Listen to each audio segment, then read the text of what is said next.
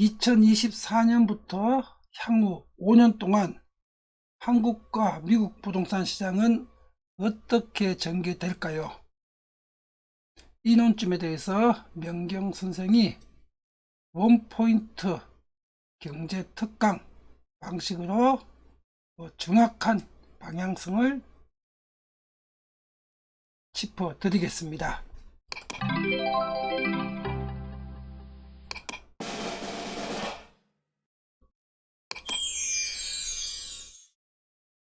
(2024년부터) 향후 5년 동안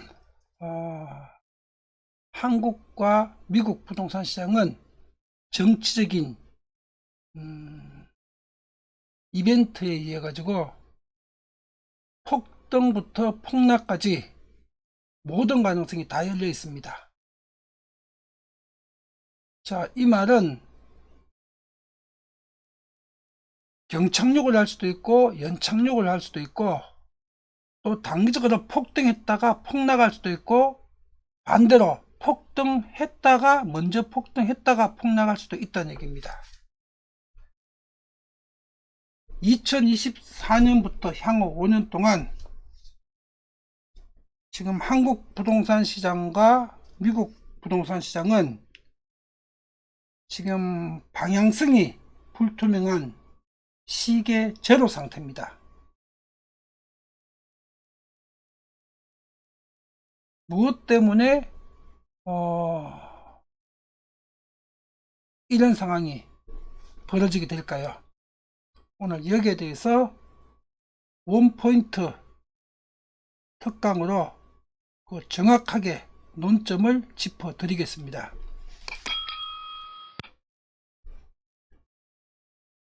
부동산 경기 파동은 경제 현상 이전의 법률 현상입니다. 이게 무슨 말인가 하면은 부동산의 사용 수익 처분 모든 것은 법률에 의해서 규정되어 있다 이 뜻입니다. 부동산에 관한 법률, 사용 수익 처분에 관한 법률 내용이 어떻게 변하느냐, 어떻게 개정되느냐, 이것이 바로 부동산 경기 파동을 불러일으키게 된다는 뜻입니다. 그럼 부동산을 정확하게 파악하기 위해서는 경제적 현상 측면보다는 부동산 법률이 어떻게 지금 앞으로 변해갈 것인가, 이거를 파악하는 것이 더 선결 과제입니다. 법률에 의해서 부동산 경제 현상이 펼쳐지는 겁니다. 이게 선행 현상이고 법률 현상이, 경제 현상은 후행 현상입니다. 그래서 부동산 경기 파동은 경제 현상 이전에 법률 현상이란 특징을 가지고 있습니다. 법률 현상은 국회와 정부의 활동에 의해서, 국회와 행정부 활동에 의해서 법률 현상이 발생합니다. 국회에서 법을 만들고 정부에서 시행령과 시행규칙을 만들어 가지고 이 법률 현상이 발생을 하게 됩니다. 국회와 정부의 활동은 정치적 결과의 산물입니다. 2024년 4월에는 한국의 22대 국회의원 총선거가 있습니다. 그리고 이 선거는 굉장히 중요한 의미를 가지고 있습니다. 좌파 정당과 우파 정당의 의석수가 어떻게 변하느냐 하는 것이 가장 중요한 핵심 포인트입니다. 그리고 또 2024년 11월에는 미국 대통령 선거가 있습니다. 미국은 한국처럼 좌파 우파의 충돌이 심한 국가는 아닙니다. 그런데 미국은 좌파 우파의 논점이 아니라, 지금 극우파 트럼프가 대통령이 되느냐, 안 되느냐 하는 이 논점이 바로 핵심 쟁점입니다.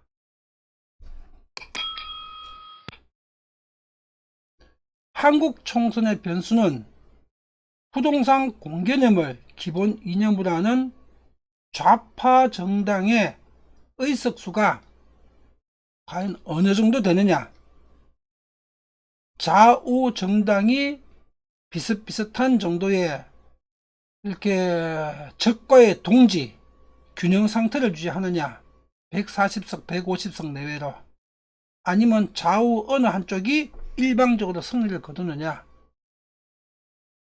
이 의석수에 의해서 향후 5년 동안 법률 현상, 한국의 부동산 법률 현상이 달라지게 됩니다.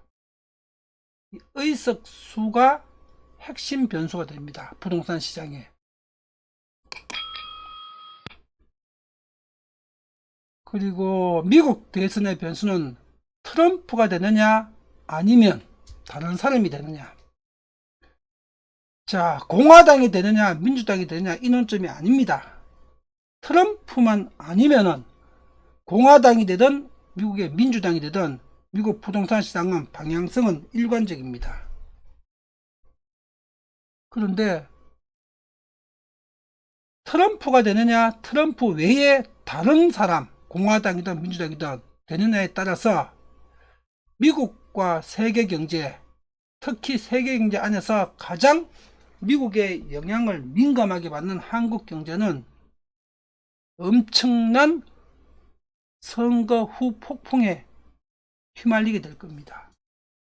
트럼프냐 다른 사람이냐에 따라서.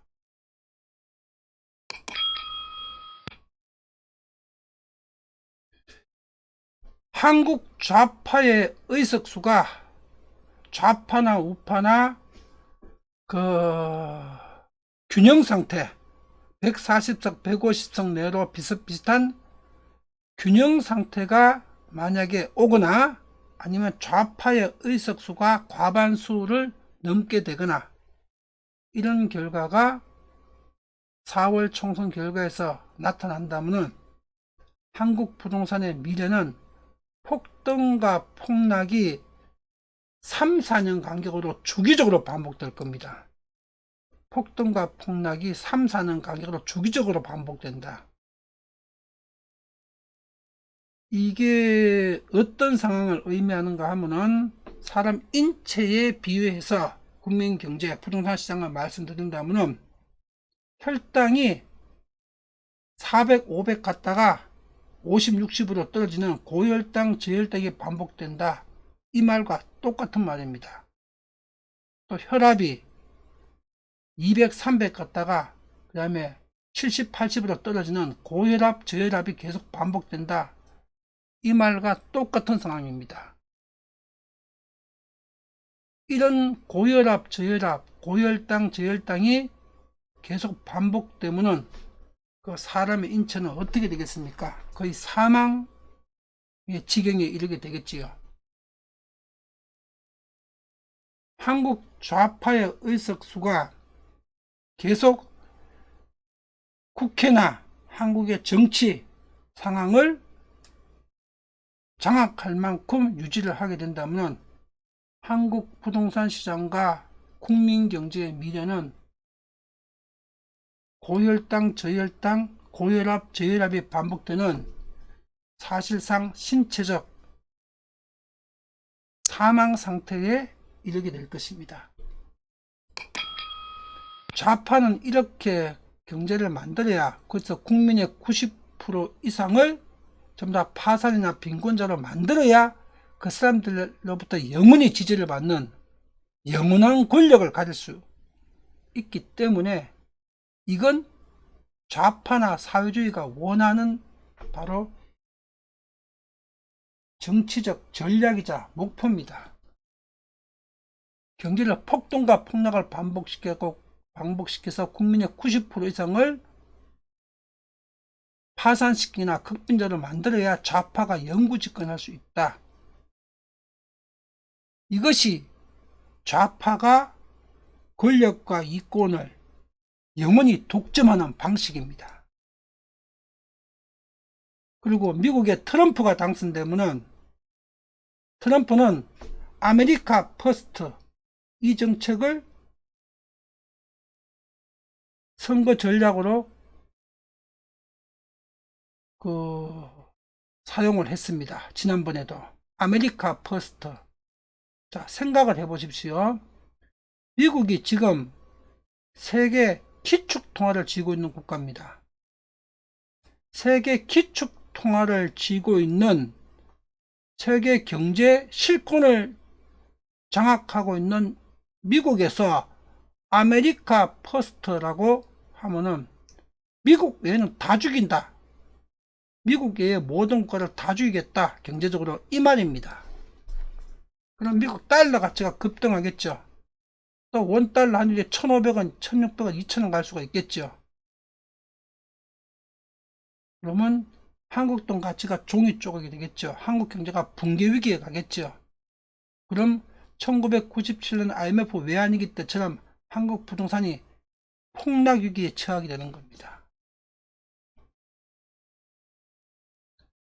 트럼프 4년 동안에 달러 가치 급등과 한국의 국민 경제와 부동산 폭락, 이게 트럼프 대통령 당선해가지고 임기 끝날 때까지 이런 상황이 펼쳐질 겁니다.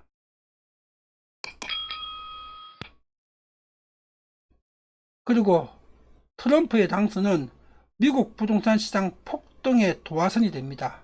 미국 달러 가치가 급등했으니까, 미국인들의 돈 가치, 미국인들의 재산 가치가 급등했으니까. 그러면 지금 뉴욕 맨하탄의 최고가 아파트 300평짜리 한 채가 지금 3천억 하고 거래됐는데, 그 3천억짜리가 이제 1조 원 되는 겁니다. 그럼 다른 부동산도 다 두세 배씩 오르겠죠? 트럼프 임기 기간 동안에. 그럼 미국 국민들 90%는 전부 다 심각한 경제적 위기에 처하게 되겠죠. 지금 뉴욕 맨하탄에 방 한 칸짜리, 한국으로 말하자면 10평짜리 원룸, 지금 한 달 월세가 지금 벌써 한 400만원, 400에서 500만원 선입니다. 뭐 수리 상태에 따라서, 리모델링 상태에 따라서 원룸 10평짜리 한 달 월세가 400, 500, 그게 1000만원, 1500만원 가게 되겠죠. 그럼 미국 경제도 다 붕괴될 수가 있습니다. 트럼프가 이렇게 위험합니다.